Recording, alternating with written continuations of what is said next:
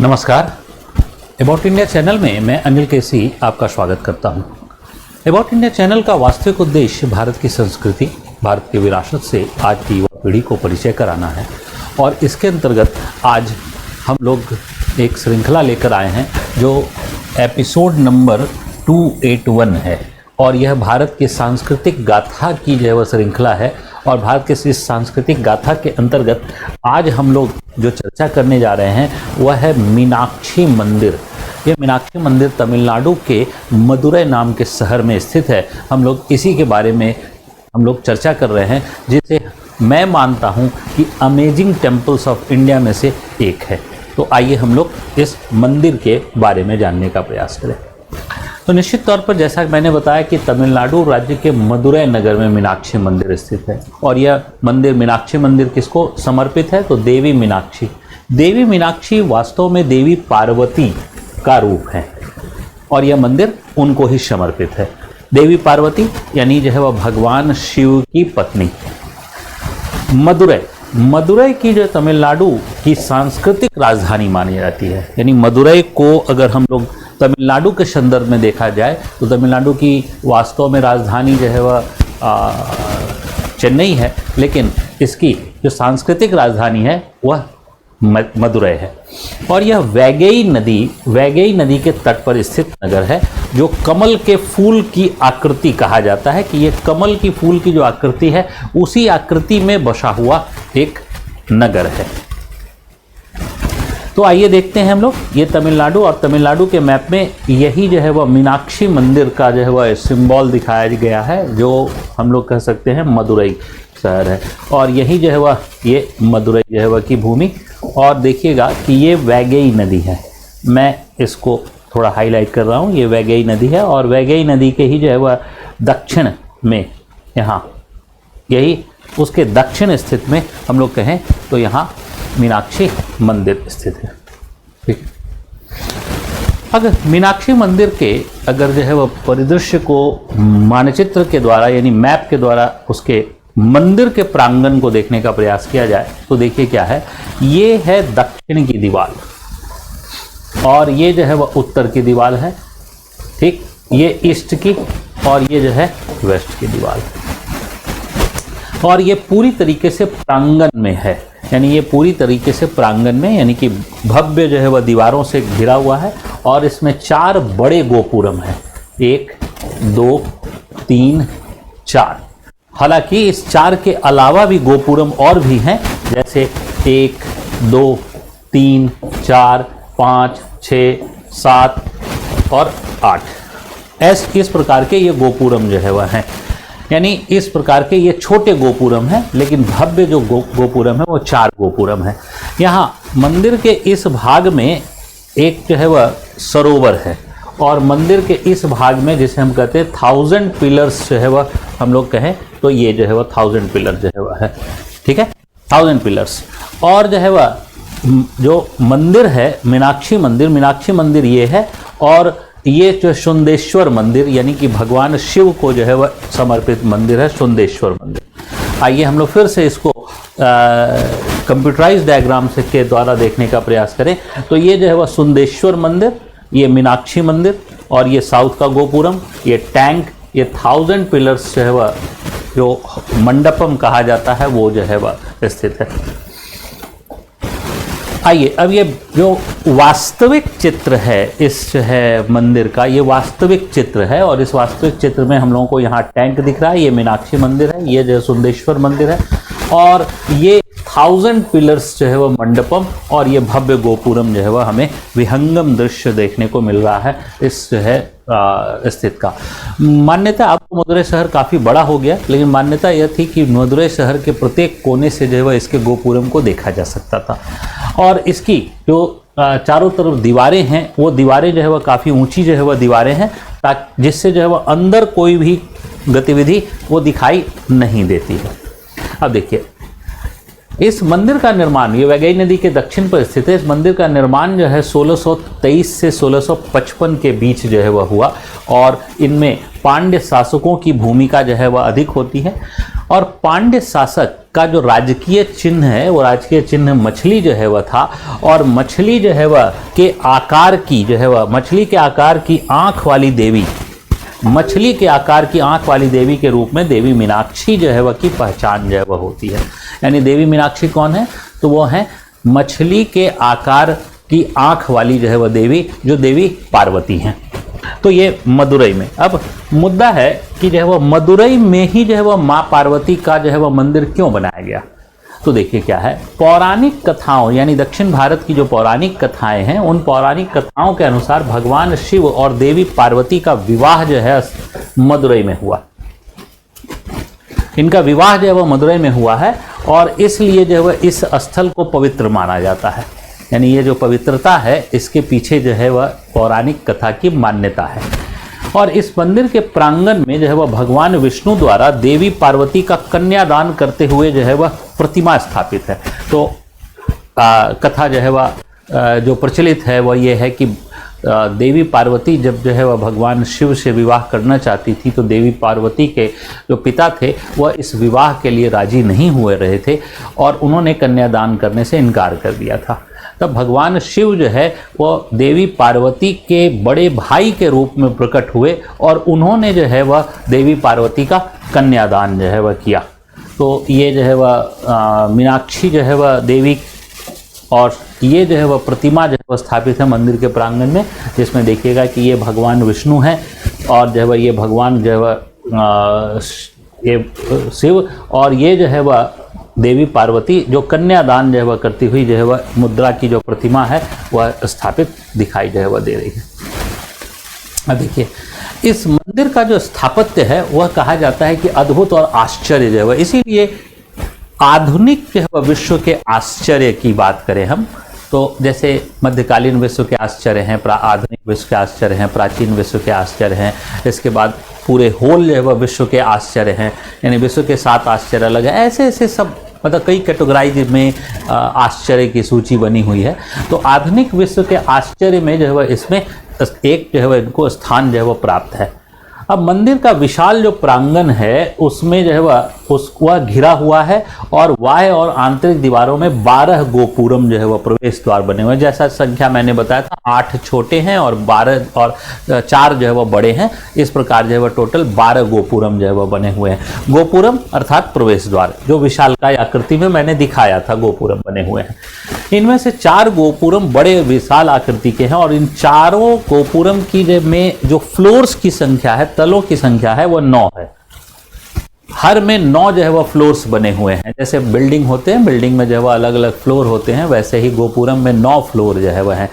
लेकिन जो है वह इनकी ऊंचाई में अंतर है, यानी फ्लोर तो 9 है संख्या सबके, लेकिन इनकी ऊंचाई में अंतर है। और उनकी ऊंचाई जो है वह, किसी की ऊंचाई 160 फीट और किसी की ऊंचाई 170 फीट जो है वह है, यानी थोड़ा बहुत अंतर है। कोई 161 का है, कोई 163 का है, कोई 100 जो है वह 71 का है। इस प्रकार से जो है वह हम लोग देखते हैं कि ये है। अब देखिए मंदिर का जो गोपुरम है, गोपुरम जैसे हमने कह रहे हैं हम लोग प्रवेश द्वार, गोपुरम और मंदिर के आंतरिक भागों में साज सज्जा और कलाकृति का विशेष ध्यान रखा गया है। प्रत्येक आंतरिक जो है वह दीवारों और स्तंभों आदि की सज्जा की गई है। प्रत्येक आंतरिक दीवार के हिस्से की, बाह्य दीवार के हिस्से की, जो गोपुरम का हिस्सा है, और जो है वह आंतरिक दीवारों सबकी सज्जा की गई है। मंदिर के मध्यवर्ती भाग में भगवान शिव का जो है वह मंदिर भी है, जिसमें मैंने बताया था सुंदेश्वर जो है वह के रूप में, यानी सुंदेश्वर के रूप में जो है भगवान शिव को जो है वह यहाँ पूजा जाता है। और उसमें एक जो है वह प्रतिमा नटराज मुद्रा की भी प्रतिमा स्थापित है, यानी जो है वह उस मंदिर के अंदर नटराज मुद्रा की स्थापित है। लेकिन इस नटराज मुद्रा की जो है वह प्रतिमा में एक खास विशेषता है, और विशेषता क्या है, इस सामान्यतः जो नटराज की जो प्रतिमा होती है उसमें भगवान शिव का बायां पैर उठा हुआ होता है हवा में, जबकि जो है वह इस मंदिर के प्रांगण में दायां पैर उठा हुआ। तो इसके पीछे की कथा है कि उनके एक भक्त ने कहा था कि जो है वह भगवान आपके जो है वह एक पैर हवा में उठे हुए हैं और एक पैर जो है वह जमीन पर हैं, तो आपके पाँव जो है वह में निश्चित तौर पर जो है वह असहजता की स्थिति होगी, तो आप अपना पैर और भक्त के जो है वह आग्रह पर जो है वह भगवान ने अपना पैर बदल लिया था। तो आइए देखते हैं हम लोग। देखिए ये सामान्य प्रतिमा है, तो जैसे मैं खड़ा हूँ, मेरा लेफ्ट हैंड ये है, तो मेरा लेफ्ट हैंड है, तो ऐसे ही भगवान का जो है वह ये जो है वह बायां पैर, ये बायां पैर कहाँ है? हवा में नृत्य करती हुई मुद्रा में।